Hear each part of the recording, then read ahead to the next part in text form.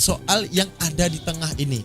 Ketika mereka menyangka Yahudi yang ditempel pada perjanjian baru mereka seakan-akan membenarkan apa yang mereka imani. Padahal Yahudi dalam beberapa fatwa-fatwa mereka di dalam Sanhedrin, di dalam Talmud dan di dalam Midrash justru mengecam iman mereka, mengatakan mereka tidak lain menyembah dewa-dewa sesat yang mereka sebut dengan istilah Yahudi avodah zarah. Islam mengatakan mereka kafir. Berarti ada masalah dengan ajaran tengah ini yang tidak mampu mungkin mereka sadari akan hal tersebut. Oke, kita lanjutkan. Ya kan Muhammad bin Salome kan kita nggak tahu, ya kan? Iya makanya. Jadi kesimpulannya siapa yang ngais-ngais? Kalau ngais-ngais, oh Al-Quran ngais-ngais kitab terdahulu. Ceritanya sama dong. Untuk menyempurnakan tulisan Al-Quran, ya cerita Ismail ya sama dengan Ismail di Al-Quran. Cerita Nuh ya sama seperti di Al-Quran. Cerita Daud ya sama seperti Al-Quran. Tapi Al-Quran bercerita berbeda. Menunjukkan apa? Al-Quran berdiri independen dan sendiri menceritakan orang terdahulu karena Tuhan Maha Tahu. Tuhan menurunkan perwakilan daripada lisannya agar semua manusia sadar terhadap penyelewengan tersebut di balik perbandingan yang diberikan oleh Tuhan. Al-Qur'anku menceritakan kebaikan-kebaikan Rasulku, kitabmu menceritakan fitnahan-fitnahan terhadap Rasulku. Lalu mana yang akan kau dustakan daripada ajaranku? Lalu mana yang akan kau dustakan daripada nikmatku? Kuberikan kalian nikmat pikiran untuk dapat mewujudkan dan menyimpulkan di balik perbandingan-perbandingan, kegelapan-kegelapan yang muncul di otak kalian, agar kalian menjadi terang kembali di balik perbandingan yang kusuguhkan di dalam Al-Quran dan di dalam kitab kalian. Coba kalian bandingkan dua kebenaran ini. Mana yang seharusnya kalian terima dan mana yang seharusnya kalian tolak.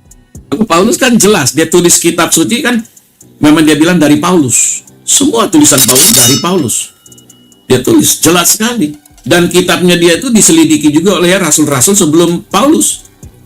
Mereka memberikan respon bahwa benar Paulus ini memang diutus Tuhan Yesus untuk ke bangsa-bangsa di luar Israel. Jelas sekali. Nah, mereka mengkomparasi rasul yang ada di kita dengan istilah rasul yang ada di mereka, ya memang nggak sama. Kalau rasul di kita kan Yesus memilih seseorang menjadi muridnya lalu diutus memberitakan Injil disebut rasul. Kalau di mereka kan beda lagi. Begitupun nabi. Kalau di kita nabi kan Tuhan memanggil seseorang lalu memberikan firman-Nya, kemudian diutus pergi untuk memberitakan firman itu kepada bangsa, yaitu bangsa Israel. Diutus kepada bangsa Israel menyampaikan firman. Itu nabi bisa melalui mimpi, bisa penglihatan, dia melihat sesuatu lalu dia menyampaikan firman-Nya, tidak selalu suara. Bisa seperti itu. Tapi kalau mereka kan enggak. Yang namanya nabi terus selama 23 tahun menerima wahyu dari si Jibril. Tiap hari Jibril ngomong terus. Saya bingung, tidak seperti di Alkitab kita, bahwa firman Tuhan tidak sembarang disampaikan oleh malaikat. Waktu-waktu tertentu, itu pun malaikat malak Yahweh, yang adalah Tuhan sendiri. Makanya di dalam perjanjian lama, Tuhan kita sudah berteofani, menampakkan diri kepada Abraham, kepada Musa, kepada Adam dan Hawa, dalam bentuk manusia. Cuman tidak permanen. Sifatnya hanya sementara. Nah, di dalam perjanjian baru digenapi, Yesus itu menjadi permanen. Yaitu dia dilahirkan oleh Maria, kemanusiaannya. Dia memang mengambil bentuk manusia. Firman itu mengambil bentuk manusia, mengenakan bentuk manusia pada keilahiannya, supaya dapat dilihat. Nah, kalau firman turun begitu saja, mana bisa kita lihat? Tidak bisa. Dia harus mengambil bentuk manusia, menjadi manusia. Nah, itulah kemahakuasaannya dia. Kalau dibilang, oh Tuhan gak boleh jadi manusia, kok lu yang jadi Tuhan dong? Yang melarang Tuhan sendiri nggak ngomong begitu, dia bebas jadi apa saja. Kan? Nah, pertanyaan daripada kita, ketika mereka bilang ya, pemahaman yang berakar dari dahulu ya, daripada pemikiran mereka. Apa yang berakar gini? Kalau manusia jadi Tuhan nggak mungkin, tapi kalau Tuhan jadi manusia mungkin.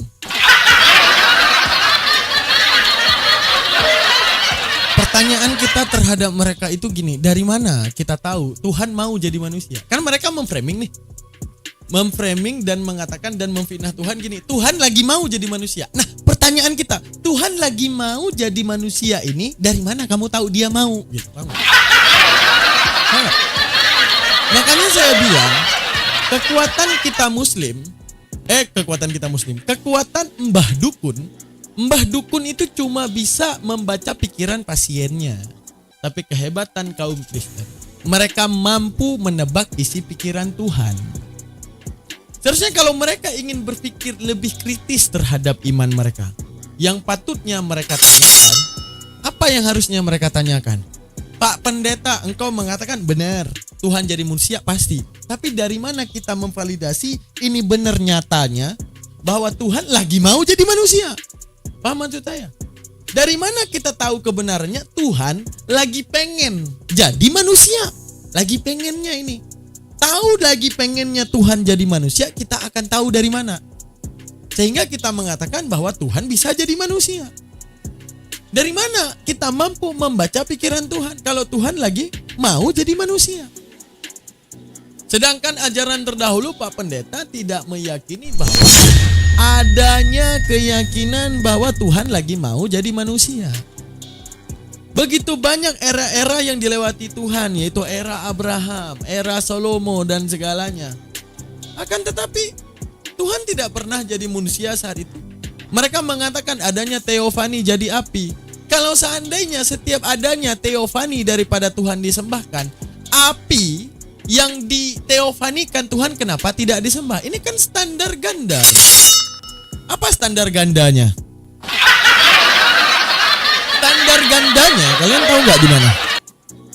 Kalau yang jadi Yesus dituhankan, kalau mereka bilang wujud teofani Tuhan ada yang jadi api, kenapa apinya nggak dituhankan? Mereka mengatakan di dalam perjanjian lama banyak Tuhan berteofani menjadi sesuatu. Kenapa tidak dituhankan?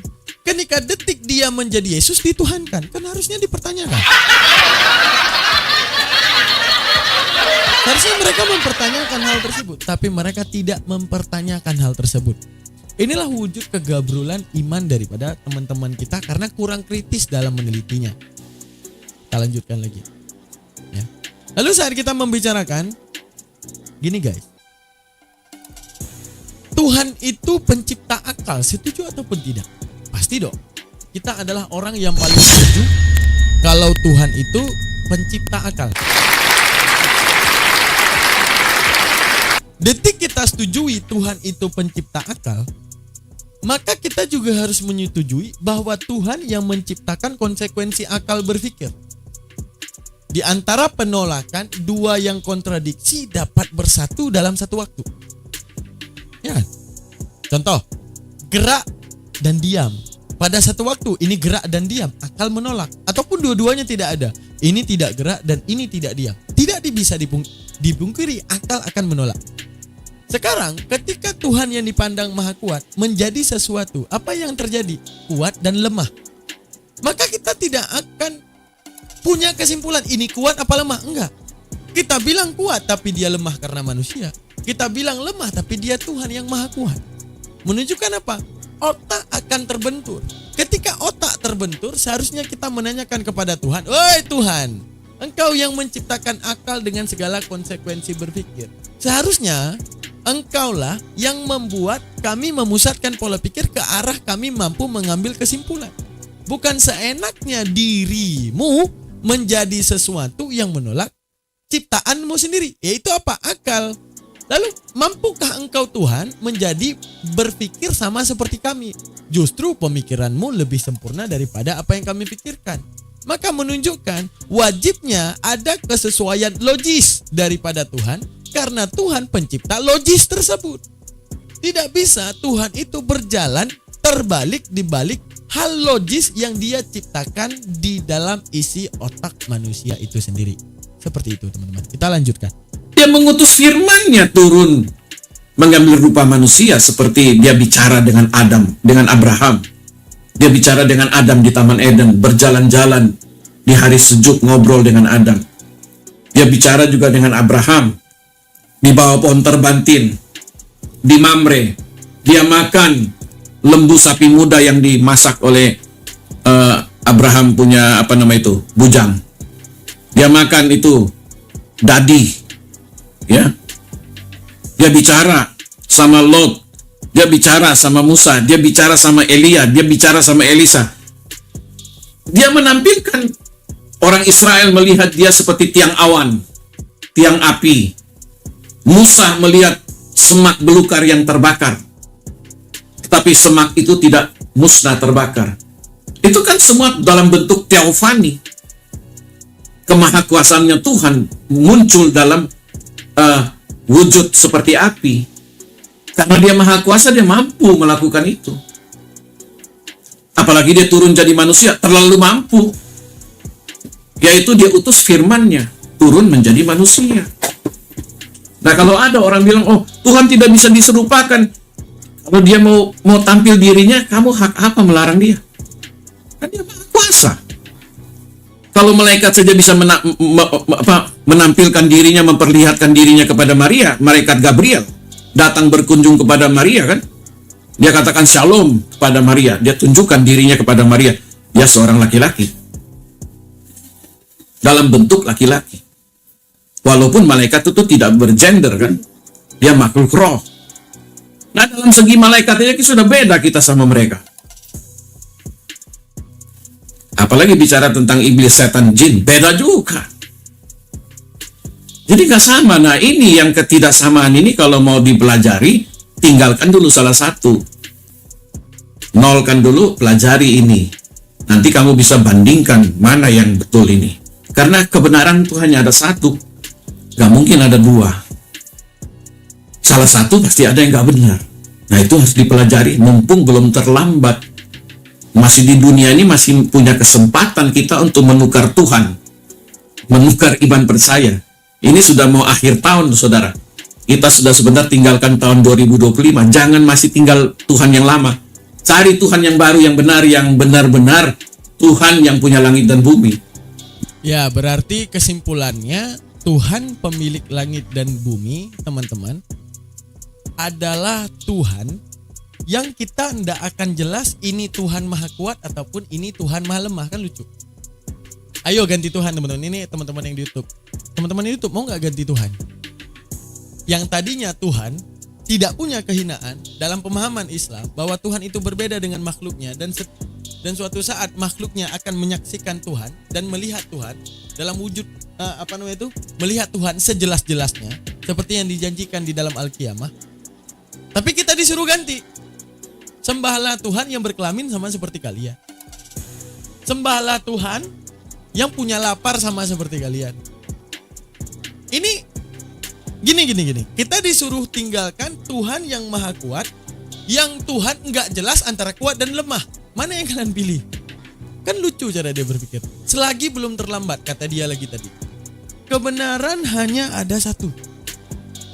Tidak mungkin banyak benar.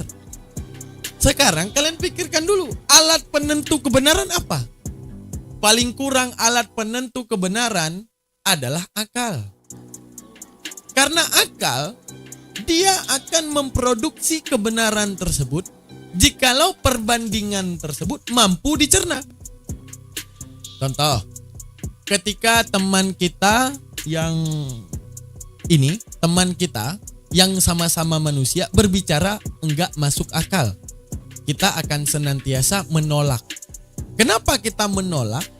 Karena kita tahu pemberitahuannya ini nggak masuk akal. Contoh saya bilang, buku aku ada di mana? Nggak tahu. Tiba-tiba kita dapati buku kita ternyata ada di kamarnya dia. Saat kita dapati ternyata buku kita ada di dalam kamarnya dia, kita bilang, buku aku ada di kamarmu.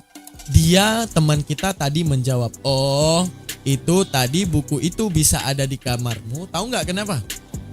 Karena buku tadi itu tiba-tiba punya kaki, dan setelah dia punya kaki dia jalan ke kamarku, makanya dia ada di situ. Nah, yang menjadi wujud perbandingan kepada kita, pemberitahuan manusia saja, kalau tidak ada yang namanya proses pikir terhadap hal tersebut bisa dikatakan benar ataupun tidak, kita akan menolak.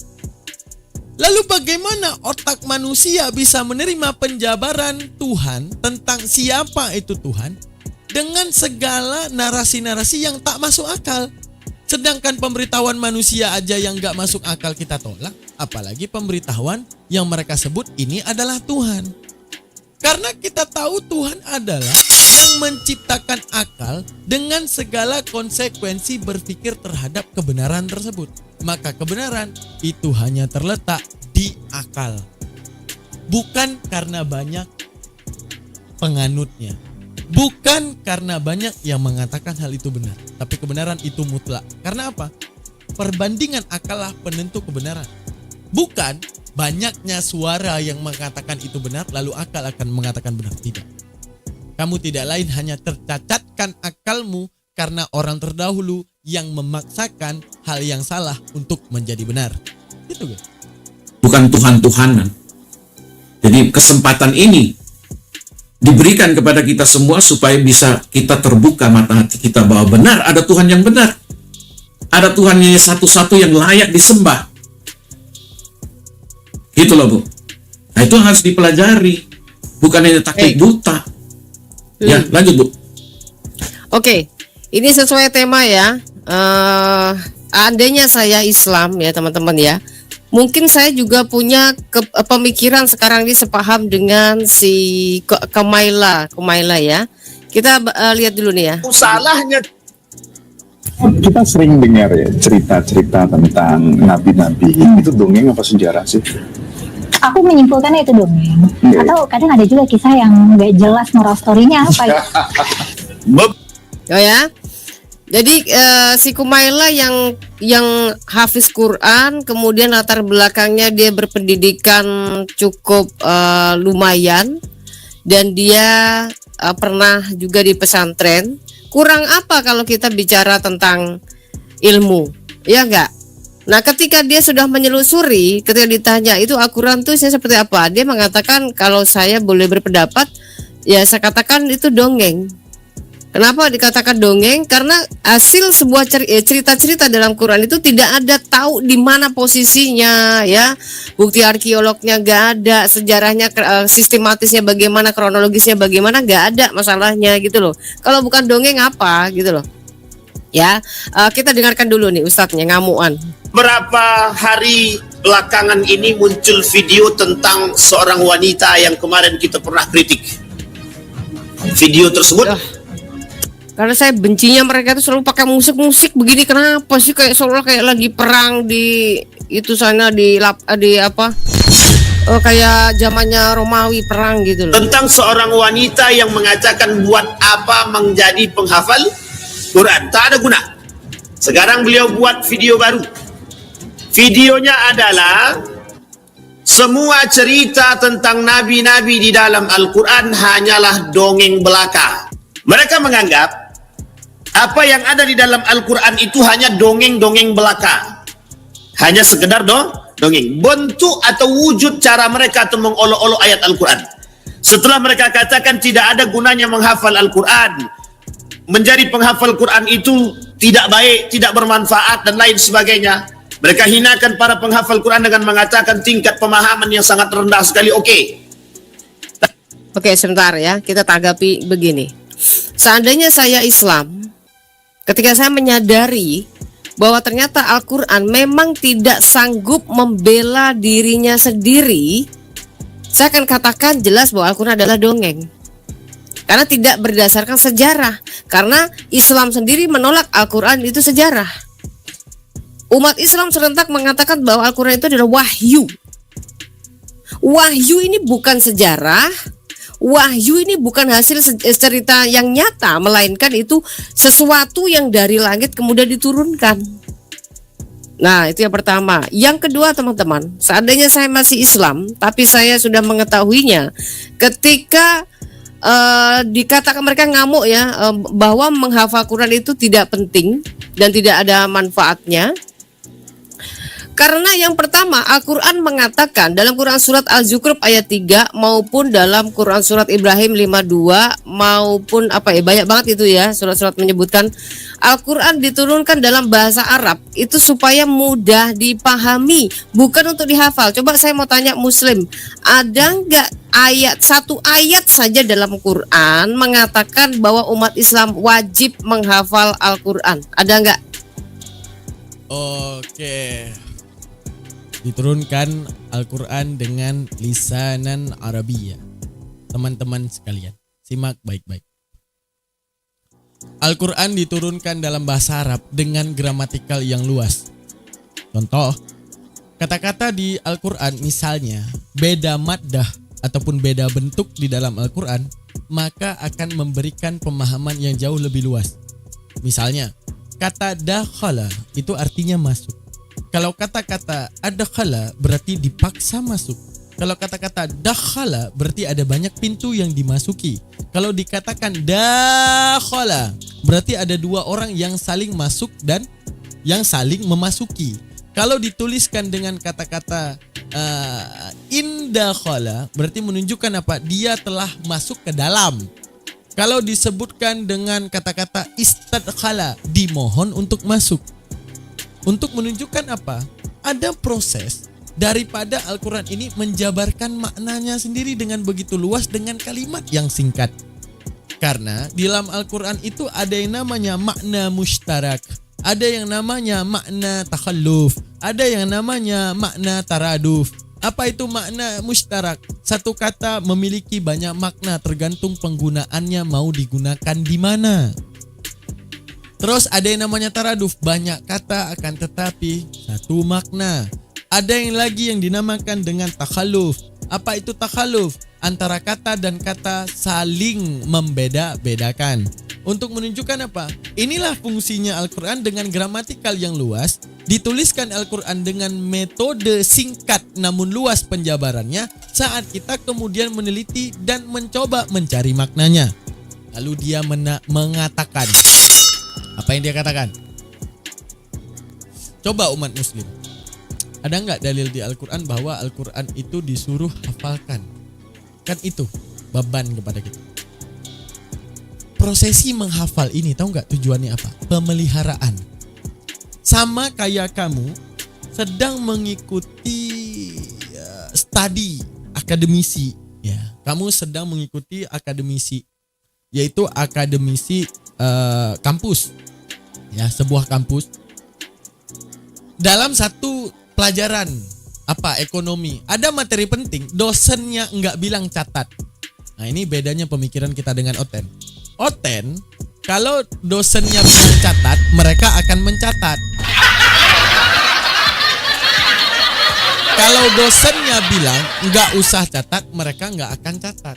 Jadi ujung-ujungnya mereka di waktu ujian mampus. Nggak ada catatan mereka untuk mereka pelajari. Lalu mereka menyalahkan, "Oi Bu Guru, kenapa engkau oi Pak Dosen, kenapa engkau menyalahkan aku? Karena kami ini adalah orang yang tidak mencatat karena kamu tidak suruh catat." Ini gimana otaknya nih? Sekarang Allah mengatakan nahnu nazzalna zikra wa nahnu lahafidun.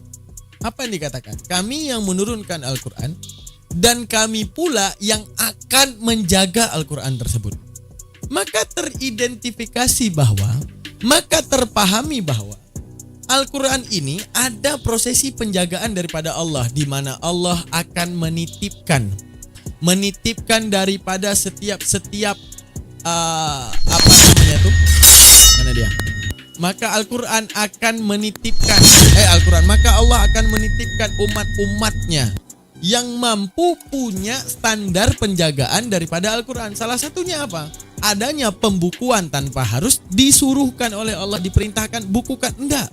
Tapi mereka paham untuk menjaga syariat-syariatnya, untuk menjaga Al-Quran ini tetap benar, untuk menjaga Al-Quran ini tidak mampu diselewengkan layaknya ajaran-ajaran terdahulu. Coba ini kalian pikir ya.